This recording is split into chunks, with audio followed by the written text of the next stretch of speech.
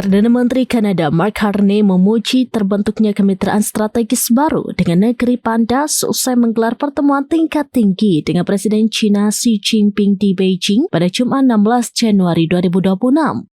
Lawatan tersebut menandai kunjungan pertama pemimpin Kanada ke China dalam 8 tahun terakhir, sebagaimana dilansir The Guardian.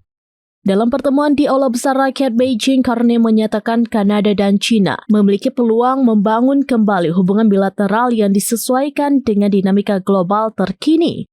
Carney mengatakan keterlibatan dan kerjasama akan menjadi fondasi utama dari kemitraan strategis baru antara kedua negara. Pernyataan tersebut menandai upaya Kanada membalik halaman hubungan bilateral setelah bertahun-tahun diwarnai ketegangan diplomatik dan sengketa perdagangan.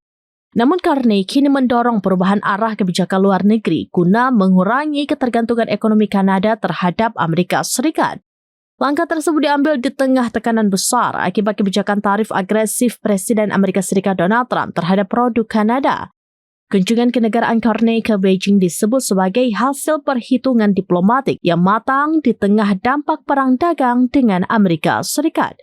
Kanada menghadapi kebutuhan mendesak memperluas pasar ekspor demi menahan tekanan ekonomi dari negara tetangga sekaligus mitra dagang terbesarnya.